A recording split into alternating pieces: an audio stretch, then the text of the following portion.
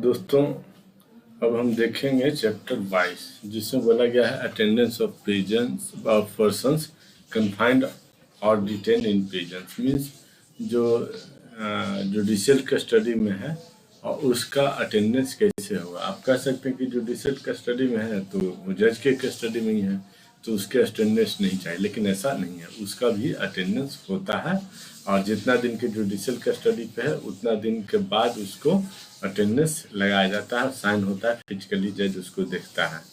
और या उसका प्रत्येक सप्ताह प्रत्येक 15 दिन पे यदि कोर्ट बंद है किसी तरह से तो उसको आना जरूरी है और उसका अटेंडेंस लगता है और उसकी सिग्नेचर होता है।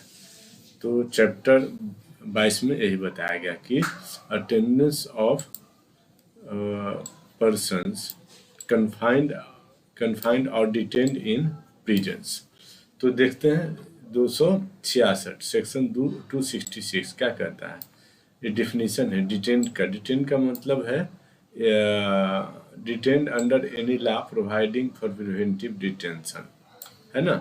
जैसे एक्यूज ये है प्रिवेंटिव डिटेंशन में है, मीन्स अपराध करने से पहले अपराध करने वाला है तो उसके जेल में डाल देगा तो वो भी डिटेंशन होगा। जुडिशियल कस्टडी में है वो भी डिटेंशन होगा, ठीक है। Prison means any place which has been declared by the state government by general or special order to be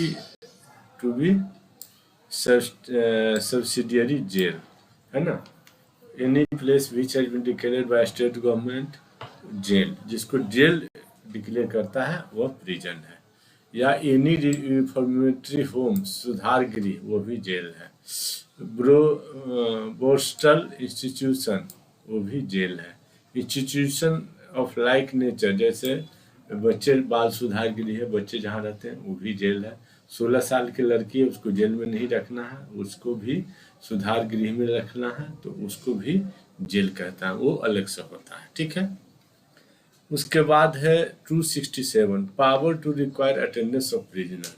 तो पावर किसको है, तो जज को पावर है, मजिस्ट्रेट को पावर है ना। ये बोलता है 267 में कि power to require attendance of prisoners whenever in the course of inquiry trial और proceeding under this code it appears to criminal court को यह अपियर्स होता है, मालूम पड़ता है। Whenever in the course of an inquiry, trial or proceedings under this code it appears to a criminal court को ऐसा लगता है ना।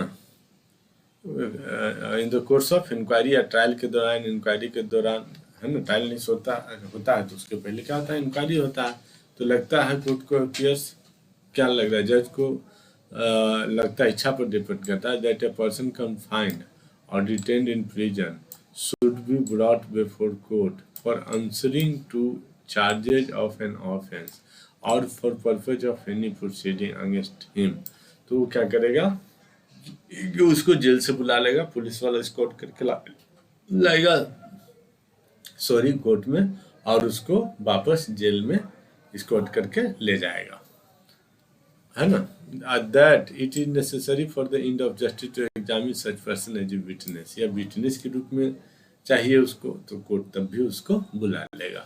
तो क्या करेगा, कोर्ट को ऐसा लगा तो कोर्ट में make an order requiring officer in charge of prison, मतलब जेलर को एक लेटर लिखेगा to produce such person before court, ठीक है, for answering the charges or for purpose of proceeding or as the case may be for giving evidence, उसको बुला लेगा, ठीक है। किसको लिखेगा, officer IC in charge of prison मतलब जेलर को।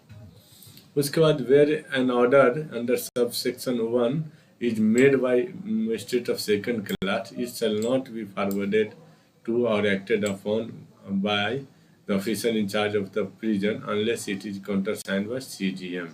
मतलब जेल में से जुडिशियल मजिस्ट्रेट सेकंड क्लास बुलाने के लिए भी ऑथराइज नहीं है। जुडिशियल मजिस्ट्रेट सेकंड क्लास के दोस्तों बहुत कम पावर है तो उसके लिए सीजीएम का काउंटर साइन चाहिए, to whom such magistrate is subordinate, ठीक है। उसके बाद कहते हैं every order submitted for counter signed under subsection 2 shall be accompanied by the statement of fact, a statement of facts, which in the opinion of magistrate render the order necessary. ठीक है, तो वह स्टेटमेंट भी रहेगा कि क्या render the order necessary क्यों चाहिए, प्रिजनर क्यों चाहिए, वो रीजन भी लिखा रहेगा. The CGM to whom it is submitted may, after considering the such a statement, decline to countersign the order. काउंटरसाइन नहीं कर सकता कि नहीं उसको बुलाने की कोई ज़रूरत नहीं है. ठीक है, उसको जेल में ही रहने दो, परेशान करने की कोई ज़रूरत नहीं है. ठीक है, मना भी कर सकता है और बुला भी सकता है. नेक्स्ट है 268, जिसे power of state government to exclude certain person from operation of 267. तो 267 क्या कहता है, power to require attendance of prisoner, कि प्रिजनर को बुला सकता है अटेंडेंस के लिए कोर्ट में. तो स्टेट गवर्नमेंट एक्सक्लूड कर सकता है, जो VIP है ये है वो है, तो कि इसका बार बार अटेंडेंस वहाँ नहीं लाएगा.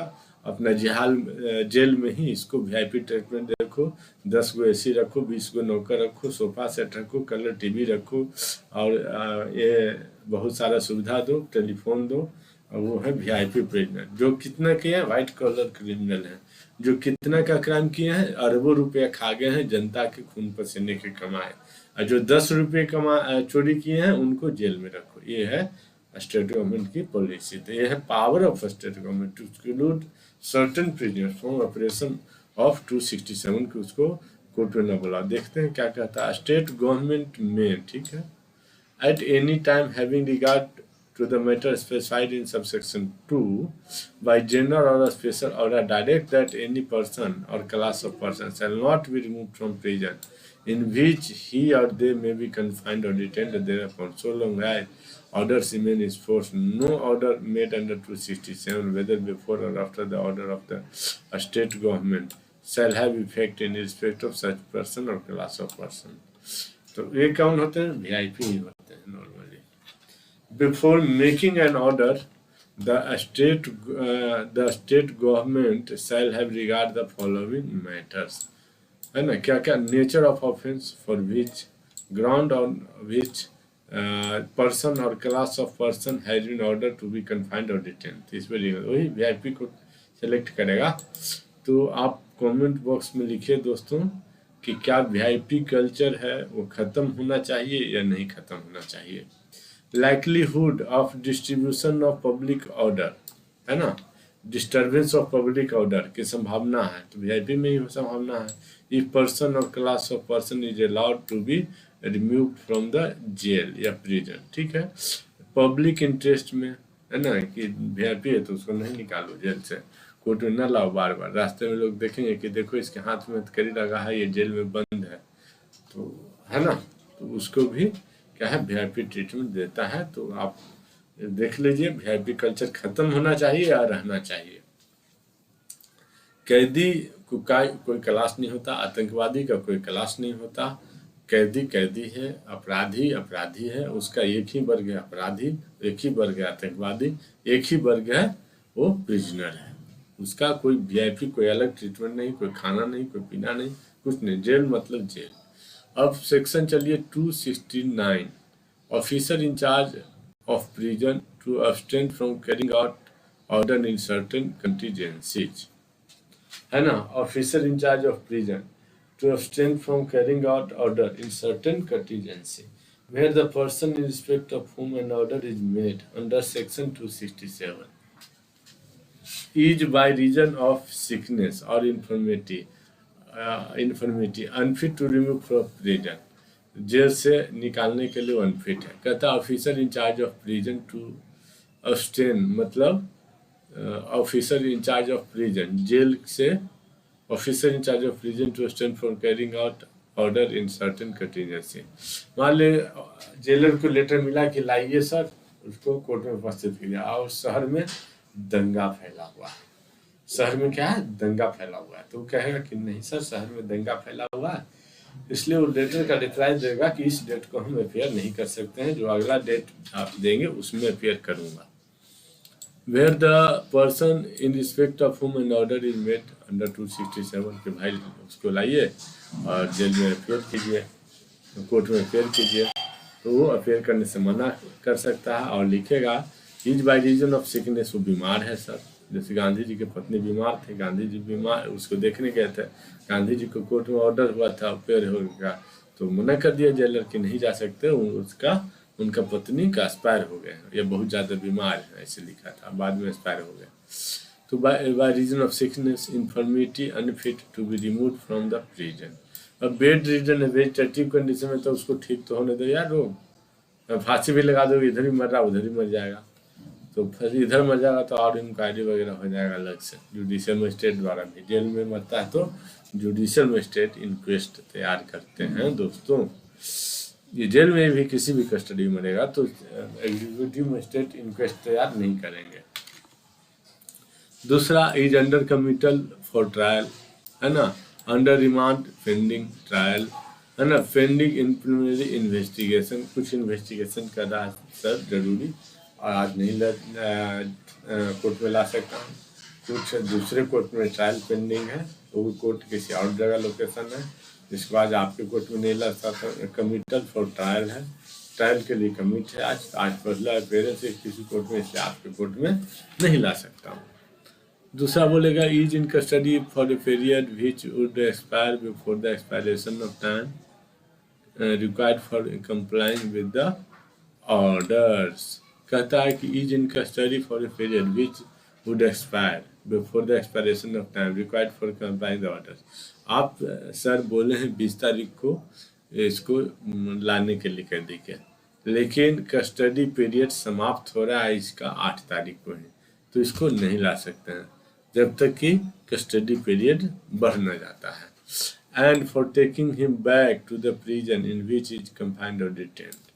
ठीक है, मतलब लाने ले जाने का समय भी नहीं है, क्योंकि उस इतना बजे ही उसका कस्टडी खत्म हो रहा है। और is a person to whom an order made by state government under 268 के वीआईपी है, इसको एग्जम्प्टेड है कोर्ट में अपियर होने से, बाहर वीआईपी।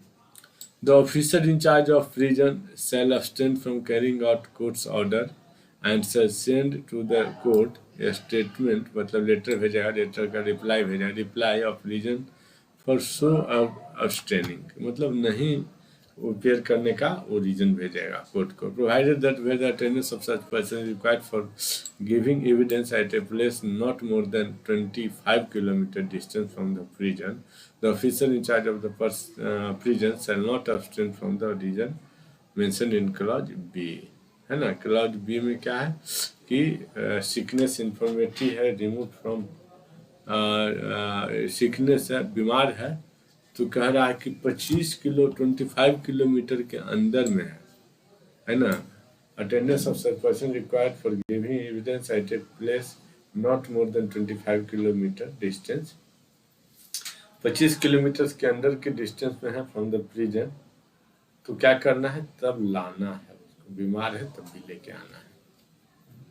उसके बाद कहता है prisoners to be brought to court in custody, मतलब स्कॉट के रूप में जाएगा, कस्टडी में जाएगा, ऐसे नहीं कि प्रिजनर को छोड़ दिए, सॉरी ऐसा नहीं है कि प्रिजनर को छोड़ दे, जाओ भैया तुम कोर्ट में अपेयर होकर फिर यहाँ आ जाना वापस, तो कोर्ट में अपेयर होकर विदेश में चला जाएगा, नेपाल में चला जाएगा, भूटान में चला जाएगा, है ना, चाइना में चला जाएगा, म्यांमार में चला जाएगा, नॉर्थ ईस्ट स्टेट में चला जाएगा, बांग्लादेश में चला जाएगा, श्रीलंका में चला जाएगा, कहीं चला जाएगा, इंडिया में नहीं आएगा, अंडमान निकोबार में चला जाएगा, लक्षद्वीप में चला जाएगा। तो कहता है prisoner to be brought into court in custody, court में ही लाना है, subject to the provision of section 269, the officer in charge of prison shall upon delivery of an order made under subsection 1 of section 267। ठीक है, कहता है 269 को छोड़ के, 269 में क्या है कि उसको तो जेल में ले ही नहीं जाना है ना, कुछ छोड़ करके। तो officer in charge of prison क्या करेगा, officer in charge of prison shall क्या करेगा, उसको upon delivery of an order made under subsection 1 of section 267 duly countersigned where necessary under subsection 2 thereof, cause the person named in the order to be taken to court, in which his attendance required, so as to be present there at time mentioned in the order, shall cause him to be kept in custody or near the court until he has been examined, or until the courts authorize him to be taken back to the prison in which he was confined or detained. ठीक है, so present there at the time mentioned in order shall cause him to be kept in custody, है ना, वो क्या escort के साथ जाएगा, custody में ही जाएगा, और near the court until he has been examined, वो कस्टडी में ही रहेगा, एग्जामिन करने के बाद फिर कस्टडी में आ जाएगा, until the court authorize him to taken back to prison in which he was confined or detain, है ना। रिलीज का ऑर्डर दे दिया तो बेल बॉन्ड सब जेलर को मिलेगा तब रिलीज होगा, ऐसा नहीं कि वहीं से छोड़ जाएगा, ऐसा नहीं है। कोई छूटा हुआ पर्सन है, कन्विक्शन का ऑर्डर हुआ तो वहीं से वो जेल चला जाएगा। 271 क्या कहता है? 271 कहता है कि power to issue commission for examination of witness in prison, कहता power to issue commission, power to issue commission, है ना, मतलब इंक्वायरी टीम इशू कर सकता है, फॉर्म कर सकता है for examination of witness in prison. The provision of this chapter shall be without prejudice to the power of court to issue, without prejudice to the power of the court to issue under 284 a commission of examination as a witness of any person confined detained in prison, है ना, जिसमें कि evidence in inquiry and trial, यही है ना, chapter 23 shall apply in relation to examination of commission of such person in prison as they apply in relation to the examination of commission of any other person। देखो, मान लो कोई बीमार है तो कैसे आएगा, कोई वीआईपी है तो कैसे आएगा, कोई वीआईपी है लैंड ऑर्डर का प्रॉब्लम तो कैसे आएगा, शहर में दंगा फट गया कैसे आएगा, अब वीआईपी है, स्टेट गवर्नमेंट ने उसको एग्जाम्प्ट किया है कोर्ट में फेयर होने से, तो कैसे आएगा, तो जज ही भेजेगा कमीशन को, एक टीम ऑफ लीगल एक्सपर्ट को, वो जाके एविडेंस लेकर के आएगा, ठीक है, और हेडेड बाय हिमसेल्फ हो सकता है, खुद भी जा सकता है। इस तरह से हो लिए दोस्तों चैप्टर 22, जिसमें कहता है जो जेल में बंद प्रिजनर है उसको कोर्ट में बार बार लाना है एविडेंस के लिए, अटेंडेंस के लिए, है ना भाई, उसको कोई मारपीट नहीं है, जान से मार तो नहीं दिया, हम सोच रहे हैं, हम सपने देख रहे हैं कि जेल में बंद है बंदा, तो इसके लिए भी ठीक है। तो इस तरह से हम देख चुके चैप्टर 22 जो कवर करता है सेक्शन 266 से लेकर के 271 तक। थैंक यू दोस्तों, bye. Please like share and subscribe my channel दोस्तों, बाय।